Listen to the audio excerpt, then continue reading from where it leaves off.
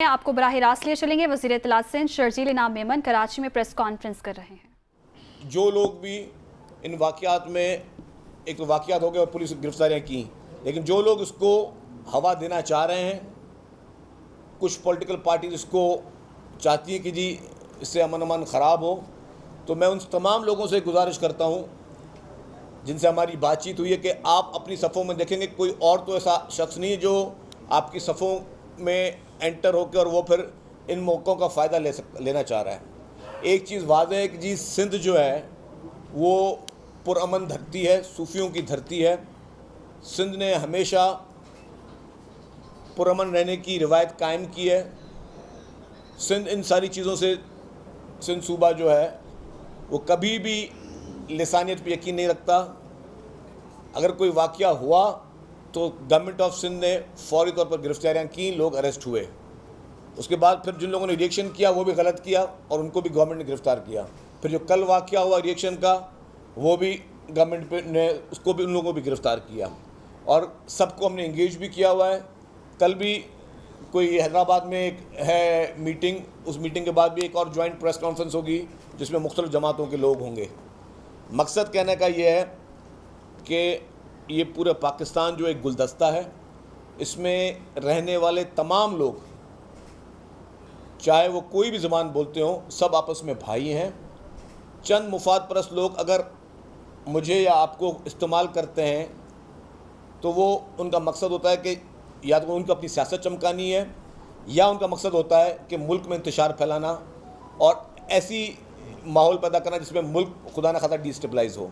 लेकिन गवर्नमेंट मुकम्मल तौर पर जो है वो विजिलेंट है पहले दिन से। ये नहीं कि आज कोई हालात कोई ज़्यादा कल ख़राब हो उसके बाद, पहले दिन से आप साफ़ी दोस्त भी गवाह हैं कि मैंने सोशल मीडिया पे जो मेरी गुफ्तगू हुई पलीजो साहब से और शाही सैयद साहब से, उसकी बात मैंने आप लोगों के साथ शेयर की। फिर कल शाही सैयद साहब की वीडियो भी मैंने अपने मोबाइल से ही आपके उन तमाम ग्रुप्स में पोस्ट की ताकि आप लोग उसको आगे बढ़ा सकें। मतलब हम सबसे राब्ते में हैं। अब नीचे कुछ जो शरपसंद लोग हैं, जो शरपसंदी चाहते हैं, उनसे आवाम को होशियार रहना चाहिए, उन पॉलिटिकल पार्टीज़ को, उन पॉलिटिकल ग्रुप्स को होशियार रहना चाहिए कि ये गड़बड़ जो कराना चाह रहे हैं इनकी नीयत ठीक नहीं है।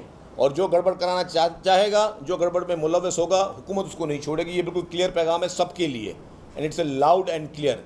हम अमन अमान चाहते हैं, हम भाईचारा चाहते हैं और हर हाल में भाईचारा होगा और इंसाफ होगा, किसी के साथ भी ज़्यादती नहीं होगी। ये गवर्नमेंट की एश्योरेंस है और ये गवर्नमेंट की प्रायोरिटी भी है। तो एक ये चीज़ जो है वो सब वाजे कर लें। दूसरा, आज भी सोशल मीडिया पे कुछ चला जी कि कोई मुजाहरे होने और कोई घेराव होने। अभी सोशल मीडिया से, अभी मेरी पुलिस से बात हो रही थी, तो जिन लोगों ने अपने अकाउंट से, जिनके अकाउंट से ये खबरें चली हैं, उनमें से चंद लोग ऐसे हैं जिनके 1-1.5 साल पहले डेथ हो चुकी है। जिन लोगों की 1-1.5 साल पहले डेथ हो चुकी है उनके नाम भी मेरे पास आ चुके हैं। आई डोंट वांट टू से एवरीथिंग, मतलब कि ज़्यादा उस चीज़ें बढ़ें कौन सी पार्टी से और क्या है। अब जो शख्स 1 साल पहले इंतकाल कर चुका है, उसके सोशल मीडिया से कॉलें जा रही हैं कि जी आज यहाँ पे घेराव करेंगे और हम आज हम यहाँ पे गड़बड़ करेंगे। तो ये सारी चीज़ों को बड़ा विजिलेंट होकर देखना पड़ेगा और ये बहुत सेंसिटिव मैटर है। मैं मीडिया को ज़रूर सलाम पेश करूँगा कि इस पूरे मैटर में मीडिया ने बहुत ज़िम्मेदारी का मुजाहरा किया। मैं सलाम, दिल की गहराइयों से मैं सलाम पेश करता हूँ आप लोगों को, क्योंकि आपने इन चीज़ों की सेंसिटिविटी को समझते हुए कि जी ये चीज़ें ज़्यादा ख़राब ना हो, इस पर आपने बड़ा अहम किरदार अदा किया है। और मैं सलाम पेश करूँगा तमाम उन जमातों की जो कि नेशनलिस्ट पार्टीज़ भी हैं और कुछ कौमी पार्टीज़ भी हैं, कि आप लोगों ने भी बड़ी, उनकी क़यादत ने बड़ी ज़िम्मेदारी का मुजाहरा किया है। आप सब लोग इन हालात की सेंसिटिविटी को समझते हैं और यही मैं कहता हूँ मुहब्ब वतन होने का सबूत है कि जब आपको पता है कि कहीं पे आपकी किसी बात से खुदा ना खास्ता कहीं पे आग लग सकती है, आपके किसी कॉल और फैल से कहीं पे कोई प्रॉब्लम हो सकता है, और आप मैच्योरिटी का मुजाहरा करते हुए, आप एक दानिशमंदी का मुजाहरा करते हुए आप अपने लोगों को रोक रहे हैं। अभी भी मैं गुजारिश करूँगा तमाम पॉलिटिकल पार्टी से, तमाम नेशनलिस्ट पार्टी से, चाहे वो सिंध से ताल्लुक़ रखती हों, खैबर पख्तूनख्वा से रखती हों, बलूचिस्तान से रखती हों, बराए मेहरबानी आप सब लोग आगे आएँ इस मौके पर। इस मौके पे आपने अमन का पैगाम देना है। इस मौके पे आपने अपने फॉलोवर्स को सख्ती से हिदायत करनी है कि जो भी इस किस्म की कोई लिसानियत की हवा देगा वो हम में से नहीं है, उसका उस पार्टी से ताल्लुक़ नहीं है। ये तमाम नेशनल लीडरशिप को, तमाम नेशनलिस्ट पार्टीज़ की लीडरशिप को, तमाम पॉलिटिकल पार्टीज़ को, मैं समझता हूँ कि पूरे पाकिस्तान की जो भी पॉलिटिकल पार्टीज़ हैं, सबको ये पैगाम देना चाहिए, यूनिटी का पैगाम देना चाहिए कि जी सियासी इख्तलाफात सबके अपनी जगह पर, लेकिन अगर कोई खुदा न खास्ता कोई ऐसी कोई फॉल्ट लाइन है जिससे कोई चीज़ बढ़ सकती है, उसको हमें रोकना चाहिए। और अभी भी मैं कह दूं कि जी बड़ी समझदारी का मुजाहरा किया पॉलिटिकल लीडरशिप ने, बड़ी ज़िम्मेदारी का बड़ा मुतबादा उन्होंने फैसले किए हैं, लेकिन जो थर्ड फोर्थ टियर पे जहाँ पे जो लोग शरपसंदगी रखते हैं, जिनकी दुकान इससे चलती है, या वो जो लोग चाहते हैं कि जी खराबी हो, उन चीज़ों को सख्ती से रोकना होगा। और पूरी सोसाइटी का फ़र्ज़ है, पूरी सोसाइटी का ये काम है कि इस चीज़ को रखा जाए। मैं अगर रफीउल्लाह साहब अगर आप 2 लफ्ज़ बात करना चाहें, माइक कौन सा खुला हुआ? बस ठीक, मैं यहीं से आवाज़ आ जाएगी सही भाई। बिस्मिल्लाहिर्रहमानिर्रहीम। बहुत शुक्रिया। जैसे कि कल का वाक़या आप सबके सामने है, सोराब बोर्ड वाला, जिस पे हमारे लाला रहीम साहब वहाँ खुद गए और उन्होंने फेस किया उनके दफ्तर पे जो हुआ या जो उनके साथ ज़ाती तौर पे हुआ। इसी तरीके से मेरे हलके में बाज़ जगहों पे जब कुछ शरपसंद आए तो वहाँ पर सिंधी स्पीकिंग ने आके, वो मैंने आपके साथियों के ग्रुप में भी डाला है, बाकायदा उन्होंने उसका मुकाबला किया। तो ये बात तो डेथ श्योर है कि हमारे पास यूनिटी है, हमारे पास यकजहती, हम आपस में हैं। वो शरपसंद जिनकी आप, जिस तरह थोड़ी देर पहले शर्जील साहब ने आपको इशारतन कहा, लेकिन मैं बड़ा क्लियर कह दूं कि सियासत में इंतशार, सियासत में आलूदगी और सियासत में नफ़रत का अंसर जो उन्होंने डाला, उन्हीं लोगों ने कल के वाक़ये में पूरा किरदार अदा किया है कि किसी ना किसी तरीके से इस चीज़ को हम पठान और सिंधी का मामला बनाएं, जबकि ये एक इनफरादी केस था, कौमों का केस नहीं था, कौमों की बात नहीं थी। कौमें इकट्ठी हैं, लीडरशिप और जो कायदीन हैं और जो रिस्पॉन्सिबल हैं वो आज भी इकट्ठे हैं। बहुत बहुत शुक्रिया। अच्छा, ये बता दें शर्जील साहब कि अब तक कितने, आखिरी जुमला कहना चाहता हूं। मैं आखिरी में ये अपने पश्तून भाइयों को पश्तो में सीधा खुदाई द पारा टोल उतर द ख्वास कौमा ची कम खलक द नफरत अगस्तासु दोस्तान न दी, अगर दुश्मनान दी, अगस्तासु द औलाद और तासु द रस्क, अगर द वाड़ी तासु पसंद की पता सुजमा कतंगशी नो खुदाई द पारा द खलगु साजिशी अनासर पर चक्कर की मराजे मुंग टोल पाकिस्तानियान यू और इन गुफ्तगू आपने मुलाहिजा की। आगे बढ़ते हुए अहम खबर शामिल करें। तैयबा गुल का मामला भी काबीना इजलास में ज़ेर बहस आया। मरियम औरंगज़ेब का ऐसा बताना है तैयबा गुल से तमाम सबूत ले लिए गए हैं। हुकूमत का तैयबा गुल के मामले पर इंक्वायरी कमीशन बनाने का फैसला सामने आया। मामले में मुलव्विस तमाम अफराद के खिलाफ कार्रवाई का ऐलान किया गया। वज़ीर आज़म हाउस से कल तैयबा गुल के साथ रब्ता किया गया। मरियम औरंगज़ेब की जानिब से ये बताया गया। तैयबा गुल का मामला भी काबीना इजलास में ज़ेर बहस आया। ये बताना है वफाकी वज़ीर इत्तलात मरियम औरंगज़ेब का तैयबा गुल से तमाम सबूत ले लिए गए हैं। हुकूमत का तैयबा गुल के मामले पर इंक्वायरी कमीशन बनाने का फैसला है। मामले में मुलव्वस तमाम अफराद के खिलाफ कार्रवाई का ऐलान किया गया है। वज़ीर आज़म हाउस से कल तैयबा गुल के साथ रब्ता किया गया। तैयबा गुल के मुताबिक उन्हें अगवा करके 18 रोज़ तक वज़ीर आज़म हाउस में रखा गया। तैयबा गुल के मामले पर इंक्वायरी कमीशन आज़ाद और शफाफ होगा। मज़ीद कहा कि जिम्मेदारों के खिलाफ कमीशन की राय के मुताबिक कार्रवाई होगी। तो तैयबा गुल का मामला है और ये मामला काबीना इजलास में भी ज़ेर बहस आया। उन्होंने मज़ीद क्या कहा आपको सुनवाते हैं। सूली फैसला किया गया है कि कमीशन ऑफ इंक्वायरीज एक्ट 2017 के तहत एक आज़ाद और शफाफ कमीशन बनाने की मंजूरी दी गई। बराए रास्त इस दफ़ा इल्ज़ाम और इसमें जो मुलव्विस है वो वज़ीर आज़म हाउस है और वज़ीर आज़म पोर्टल है, जिसके ज़रिए ये कंप्लेन आई और उस एविडेंस को इस्तेमाल करते हुए इस चीज़ को ब्लैक मेलिंग की गई, इसको अपने सियासी मकासद के इस्तेमाल किया गया। गुल की जितनी भी इंक्वायरी कमीशन होगा ये एक आज़ाद शफाफ कमीशन होगा। इसके अंदर जो जो लोगों को उन्होंने नाम लिए हैं, जो जो लोग इसमें मुलव्विस होंगे इस घिनौने जुर्म के अंदर, गुनाह के अंदर, जिसकी कोई मज़हब इजाज़त नहीं देता, और उसमें अंदर जिसने ये जो इसका मुजरिम है उनके ऊपर जो इंक्वायरी कमीशन फैसला करेगा उसके मुताबिक तमाम डिसीजंस लिए जाएंगे, कुछ पब्लिक किया जाएगा, सब कुछ पाकिस्तान की आवाम के सामने रखा जाएगा और फैसला ये कमीशन करेगा कि कौन कौन लोग इसमें मुलव्वस और मुजरिम हैं। इस्लामाबाद हाई कोर्ट ने पंजाब से मुस्लिम लीग नून के MPA काशिफ चौधरी को नाअहल करार देने के बावजूद डी-नोटिफाई ना करने पर इलेक्शन कमीशन के खिलाफ तौहीन अदालत की दरख्वास्त पर इलेक्शन कमीशन हुकाम को 20 जुलाई को तलब कर लिया। कायम मकाम chief justice Islamabad high court Aamir Farooq ने तौहीन अदालत केस की समाअत की। PTI के वकील फैसल चौधरी ने अदालत को बताया कि MPA काशिफ चौधरी को जाली डिग्री पर इस्लामाबाद हाई कोर्ट ने नाअहल किया। काशिफ चौधरी की सुप्रीम कोर्ट से भी अपील खारिज हो गई। इसके बावजूद इलेक्शन कमीशन ने उन्हें डी-नोटिफाई नहीं किया। अदालत इलेक्शन कमीशन के खिलाफ तौहीन अदालत की कार्रवाई शुरू करे। बराह रास्त आपके लिए चलेंगे, नासिर शाह मीडिया से गुफ्तगू कर रहे हैं। जो पीपल्स पार्टी के जनरल सेक्रेटरी हैं, ये पश्तो बोलने वाले हैं, इन पर भी वहाँ पे हमला किया गया। तो ये सिर्फ चीज़ थी कि जो लोगों को एक किस्म के इंतशार की तरफ लेके जाए। शर्जील साहब कह रहे हैं सिंधी में बात करें तो मैं इहो अर्ज़ कंदुम त असां सभु साईं भिटाई शहबाज साईं जा सचल जे हुन ते आहियूं, भाईचारे वारा आहियूं। असांखे कॾहिं बि तशद्दुद ऐं इन्हनि ॻाल्हियुनि में नाहे पवणो। मां पंहिंजे सभिनि दोस्तनि खे, बुज़ुर्गनि खे इहो अर्ज़ु कंदुमि त अमन सां इहा रहनि। सभिनि सां ॻाल्हि थी आहे, सभु चाहींदा त हिते अमन हुजे। कुझु माण्हू जेके पंहिंजे मफ़ादनि जे लाइ, जिन जो को तालुक़ु नाहे त हो के सिंधियुनि जा अॻुवान आहिनि या उन्हनि जी नुमाइंदगी कंदा, या जीअं जेके पश्तो ॻाल्हाईंदा या उन्हनि जीअं कल्ह कुझु जाइनि ते थियो, उहे उन्हनि जा अॻुवान न आहिनि।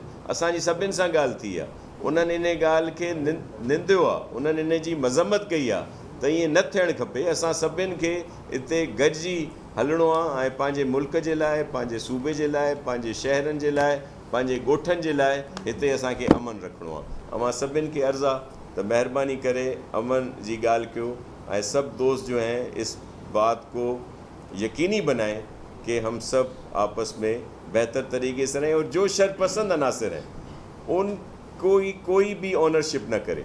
और ये हुकूमत की ज़िम्मेदारी है, सिंध हुकूमत की ज़िम्मेदारी है कि ऐसे लोगों से हम निपटेंगे। और इसी तरह गिरफ़्तारियाँ हुई हैं जो आपको बताई गई कि जो हैदराबाद या दीगर डिस्ट्रिक्ट्स में वाक़यात हुए वहाँ भी, और जो यहाँ भी हुए, कल भी गिरफ़्तारी हुई, और किसी को भी कानून हाथ में लेने नहीं देंगे। एक आखिर थोड़ा सईद गनी साहब 2 मिनट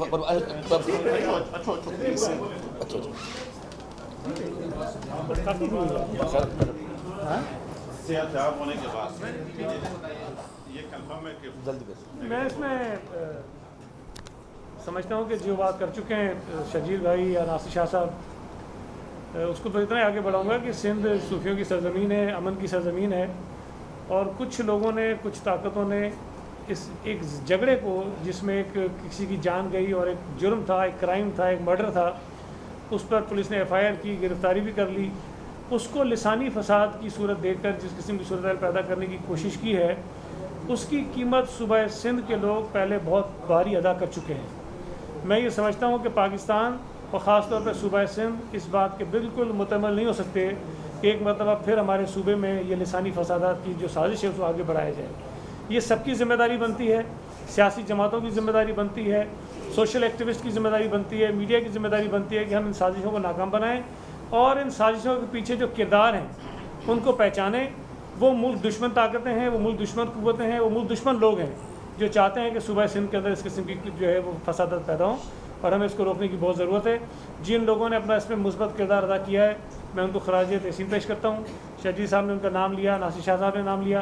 मैं समझता हूँ कि किसी भी ज़िम्मेदार शहरी की यही पहचान होती है कि वो अपने मुल्क, अपने सूबे, अपने शहर के जो मफादात होते हैं, अपने लोगों के जो मफादात होते हैं, उनको अपनी सियासत से ऊपर रखते हैं। एक आखिरी जुमला, उसके बाद आपका सवाल लेते हैं। एक आखिरी जुमला, उसके बाद आपका सवाल लेते हैं। अच्छा, इसमें अभी मेरी बात हुई है इंटीरियर मिनिस्ट्री में, हमने गुजारिश की है इंटीरियर मिनिस्ट्री को कि FIA को फौरी तौर पे हिदायत दी जाए, FIA को फौरी तौर पे हिदायत दी जाए कि जो लोग भी सोशल मीडिया पे नफ़रत अंगेज़ वीडियोस, टिकटॉकर्स मैसेजेस भेज रहे हैं उनको FIA फौरी तौर पर गिरफ़्तार करे। और इंटीरियर मिनिस्ट्री ने ये खातरी दिलाई है कि जो भी शख्स सोशल मीडिया पे कोई अगर फ़ख्र से कोई दिखा रहा है वीडियो कि जी मैं ये दुकान बंद करवा रहा हूँ, कोई फ़ख्र से दिखा रहा है जी कि मैं इस बस को जला रहा हूँ, कोई फ़ख्र से दिखा रहा है कि जी मैं किसी का नुकसान कर रहा हूँ, या कोई फ़ख्र से कोई पैगाम दे रहा है कि जी इनके साथ ये अशर होना चाहिए या उनके साथ वो अशर होना चाहिए, FIA फौरी तौर पर इन तमाम लोगों को गिरफ़्तार करेगी। क्योंकि पाकिस्तान के किसी भी हिस्से से वो FIA को ताकीद यही है कि पाकिस्तान के किसी भी हिस्से से जो भी सोशल मीडिया पे किसी भी किस्म का नफ़रत अंगेज़ मैसेज देगा वो गिरफ़्तार होगा। और हुकूमत की इसमें मैं कह रहा हूँ कि जहाँ पे हमने फेडरल गवर्नमेंट को इन्वॉल्व किया वहाँ पे सिंध गवर्नमेंट ख़ुद भी एक्टिवेट है। जो भी गलत बात करेगा, जो भी ऐसी कोई बात करेगा जिससे खुदा न खास्ता किसी की जान या माल को कोई नुकसान पहुँचेगा, तो हुकूमत हाथ पे हाथ धरे के नहीं बैठेगी, हुकूमत उनके खिलाफ कार्रवाई करेगी और ज़ीरो टॉलरेंस है उस पर। ये एक लाउड एंड क्लियर मैसेज है सबके लिए। एक भाई आपने अपनी प्रेस कॉन्फ्रेंस के दौरान एक तंजीम का नाम किया जो कि अभी पार्टी बरसर इख्तियार नहीं है मगर एक सूबे में है। एक सूबे में तो पार्टी पाकिस्तान तहरीक इंसाफ की है, आप उसका नाम क्यों नहीं लेते अगर वो इतने शरपसंद है या सारा नुकसान करा रहे हैं? और दूसरी बात है, लाला को भी उन्होंने ही मारा था, लाला ने आपको बताया होगा कि उन्होंने PTI वालों ने ही आपके दफ्तर को जला। दूसरी बात, यहाँ आगा जान बैठा है वो भी पाकिस्तानी है, बकवेश भी पाकिस्तानी है, लाला भी पाकिस्तानी है। जो यहाँ बात चल रही है वो अफगान महाजरीन की चल रही है, पाकिस्तानी शहरियों की बात नहीं हो रही। ये जो अफगानिस्तान के झंडे पाकिस्तान की शहरों में लहरा रहे हैं, सिंध हुकूमत को नजर नहीं आ रहे। और अफगानियों कौन होते हैं कि पाकिस्तानियों को आपस में लड़ाए और भाई भाई को जो है उनका खून कराए? इसकी इजाजत किसने दी अफगानी को? देखिए जी, मैं चांटू साहब आपका सवाल अहम है। जो उसका पहला वो था उस पर मैं आपको क्लियर कर दूं। हाँ, मैंने PTI का जिक्र किया था। मुझे स्पेशल ब्रांच पुलिस से जो तस्वीर आई हैं उसमें PTI के, मैं नाम नहीं लेना चाह रहा था, अब आप पूछ रहे हैं तो मैं आपको बता रहा हूँ कि PTI की तरफ से ऐसे लोग सामने आए उन वीडियो में, ये उनकी तस्वीर भी है, इस धरने में ये लीड भी कर रहे हैं। और यही शख्स जो है यहाँ पे अफ़गानिस्तान का झंडा लेकर बैठा हुआ है और इसी शख्स का भाई जो है वो PTI की तरफ से इस वक्त इलेक्शन भी इलेक्शन लड़ रहा है और यही अफ़गानिस्तान का झंडा लेकर बैठा है। मतलब छोड़ना, ज़्यादा डिटेल में नहीं जाना चाह रहे क्यों हमने इस वक्त हम बैठे हैं पुरअमन माहौल में, हम माहौल को ख़राब करना नहीं चाह रहे। लेकिन कुछ लोग, मैंने कहा ना, कुछ शरपसंद अनासर जो होते हैं, कुछ पॉलिटिकल पार्टी जिनका सर्वाइवल क्या होता है कि मुल्क में अनारकी हो, कि मुल्क में अगर हमारी हुकूमत अपनी नाअहली की वजह से जा चुकी है, अपनी नालायकी की वजह से, अपनी नाअहली की वजह से, अपनी जो आवाम को रिलीफ ना दे सके उसकी वजह से जो हुकूमत से निकाले गए हैं, पाकिस्तान की तारीख में पहली दफ़ा कानूनी तरीके से जो निकाले गए हैं, वो चाहते हैं कि मुल्क में इंतशार फैले। कभी वो पंजाब में बैठकर तकारीर में, इलेक्शनों में इदारों पे हमले कर रहे हैं, कहीं पे वो चाहते हैं कि जी इस तरह के वाक़यात में माचिस की तीली का काम किया जाए। हमें यहाँ पे फायर फाइटर्स की ज़रूरत है मुल्क में, हमें आग लगाने वालों की ज़रूरत नहीं है। मैं अर्ज़ करूँ, बात पूरी करूँ। अनफॉर्चुनेटली ये वो पॉलिटिकल पार्टी है PTI जिसका इस वक्त जो कोड ऑफ कंडक्ट रहा है, अगर हमारा मुल्क आइन और कानून के हिसाब से चले तो फौरी तौर पर PTI पे पाबंदी लगनी चाहिए। उसमें एक वजह नहीं, 100 वजूहात मैं गिनवा सकता हूँ।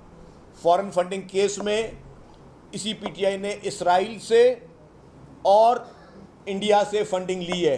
क्या हमारे मुल्क में आइन और कानून और तमाम इदारे खामोश रहें कि किसी मुल्क को इलेक्शन लड़ने के लिए, इलेक्शन कैंपेन करने के लिए, इदारों को तनकीद करने के लिए मुसलसल तौर पे इसराइल और इंडिया से फंडिंग होती रहे और सब मुल्क और हमारी अदालतें और हमारे सारे निज़ाम खामोश तमाशाई बन के रहे? क्या कल परसों की सुप्रीम कोर्ट की जजमेंट आपकी नज़रों से नहीं गुजरी है? क्या उस जजमेंट गुजरने के बाद क्या इमरान खान को आइनी हक है कि वो मज़ीद सियासत करे या उस पर फौरी तौर पर आर्टिकल 6 लागू होना चाहिए? और मैं कहूँगा कि फेडरल गवर्नमेंट किसी सूरत में भी रियायत का कोई रियायत या मुसावात या इस तरह की कोई रिकन्सिलेशन की बात ना करे। जब इस मुल्क में बड़े बड़े लोगों पर आर्टिकल 6 नाफिज हो सकता है तो इमरान खान पर क्यों नहीं है? जजमेंट मेरे पास अभी भी, मैं वो भी पढ़ रहा था जजमेंट, उसमें तो साफ साफ कोर्ट ने कहा है, सुप्रीम कोर्ट ने कहा है कि जी डिप्टी स्पीकर की तहरीक एतमाद मुस्तरद करने का फैसला गैर आईनी था। गैर आईनी मतलब कि आइन से हटकर था। जिन्होंने आइन पे ओथ उठाया हुआ है उन लोगों ने गैर आईनी इकदाम किया। फिर वो कहते हैं कि जी जो इमरान खान ने असेंबली तोड़ने की एडवाइस थी वो गैर आईनी थी। तो मैं उस पर उस इशू पे आ रहा हूँ। मकसद ये है कि वही पार्टी में ये उससे डाइवर्ट इसलिए नहीं हो रही कि वही पॉलिटिकल पार्टी, जो पॉलिटिकल पार्टी कल हमने उनके एक्टिविस्ट की फ़ोटोज़ आए हैं, वीडियोज़ आए हैं कि वो पॉलिटिकल पार्टी जिसको सुप्रीम कोर्ट कह रही कि वो गैर आइनी काम करती है और आइन की गद्दारी का आप सबको सदा पता है क्या है, और इलेक्शन कमीशन में उनकी रिट लगी हुई कि वो गैर मुल्की फंडिंग लगा, वो यहाँ पे हमारे मुल्क में बैठकर इस तरह की चीज़ों में फसादात फैलाने की कोशिश कर रहे हैं। वो इस तरह की सूरत हाल में अपने पार्टी वर्कर्स को उन मॉब्स में एंटर करके लोगों की गाड़ियों को नुकसान पहुँचवा रहे हैं, लोगों की जानो माल को नुकसान पहुँचवा रहे हैं। ये इससे कनेक्टेड है, मैं इसको डाइवर्ट नहीं हो रहा हूँ। मैं आपको जो बात कर रहा हूँ कि ये सारी चीज़ें इनके ताने बाने मिलते हैं इन लोगों का। सोशल मीडिया पे आपको पता है कि इस मुल्क में किसकी इजारियत है। सोशल मीडिया पे पूरा आपको पता है कि पीटीआई का उनका पूरा विंग बैठा है जो कि यूके से और बाहर मुल्कों से बैठकर वो ऑपरेट कर रहे हैं और हमारे मुल्कों और इदारों के खिलाफ काम कर रहे हैं। तो ये सारी चीज़ें इंटरकनेक्टेड हैं। ये चीज़ें मैं ही नहीं बोलता कि खुदा न खाता ये पूरा इल्ज़ाम पीटीआई पे डालूंगी। एक वाक़या पीटीआई ने कराया, वाक़या कुदरती हुआ। उसके बाद वाक़े के बाद जो लोग मुफाद परस्त अपना मुफाद हासिल करने के लिए जो आग लगाने का काम करते हैं उसमें पीटीआई इसमें सर फहरिस्त नजर आई है हमें। तो ये सारी चीज़ें कनेक्टेड हैं। तो जो भी इस चीज़ को देख रहा है वो देखे कि ये इसके ताने बाने कहाँ से मिल रहे हैं। आप जो बात कर रहे हैं कि अगर आप ये एक पिक्चर को शो कर रहे हैं, अच्छी बात है, होना चाहिए, लेकिन ये जो 200-250 दुकानें, शॉप्स और ये मार्केटें बंद की गई, वो जो वीडियो बना रहे थे वो जो वीडियो में मौजूद है, क्या एफआईए ने उनके खिलाफ अब तक कुछ किया या नहीं? नंबर 2, जिन लोगों का अब तक नुकसान हो चुका, जो क्या इस वक्त सैकड़ों में फैमिलियां हैं, क्या उनको कुछ रिलीफ देगी या नहीं? देखिए जी, अच्छा भाई, अच्छा सुन ले, एक सवाल जवाब देता हूँ भाई मैं। हाँ जी, मैं बात जवाब दे रहा हूँ। जिन्होंने आपने कहा जिन लोगों ने दुकानें बंद करवाई, आपने कहा एफआई से रब्ता, कि हमने एफआई से रब्ता नहीं किया, हमने उन लोगों को खुद अरेस्ट किया। मैंने बताया 28 लोग हमने अरेस्ट किए जिन्होंने दुकान बंद करवा रहे थे। 28 तो खाली वीडियोस आई हैं सर। ओ भाई सुन तो लो भाई पूरी बात। यार आप प्रेस कॉन्फ्रेंस करो, टॉक शो में बैठे हो भाई, आप टॉक शो में तो नहीं बैठे, प्रेस कॉन्फ्रेंस में बैठे हो ना। तो बात यह है कि 28 लोगों को, मैं उन थानों की मेरे पास लिस्टें मौजूद हैं, अगर आपको लिस्टें चाहिए कि कौन से थाने में कितने लोग अरेस्ट हुए वो भी मैं आपके साथ शेयर कर सकता हूं जी। इसी तरह कराची, अच्छा नहीं, मैं नाम भी ले लेता हूं ना। हैदराबाद पुलिस ने अरेस्ट किया यासीन घेलजो, मोहम्मद आमिर, इरफान, आसिफ, शाहरुख एंड मोहम्मद असलम। जामशोरो पुलिस ने अरेस्ट किया जोशीलो बुरफत, विक्की पंवर, खालिक पंवर, गुलाम मोहम्मद सनफदीन, मोहम्मद बिरोई, कमांडो शाहिद हालेपोटो, इरफान चांडियो, गुलाम हुसैन तुनियो। मैं पूरी लिस्ट है मेरे पास, आपको एक एक नाम मैं दे सकता हूँ कि सिंध गवर्नमेंट जैसे ही वाक़या हुआ जो लोग मुलविस थे उनमें से 2 लोग अरेस्ट किए गए, 4 लोग एब्सकॉन्डर हैं और जो वाक़े में मौजूद थे।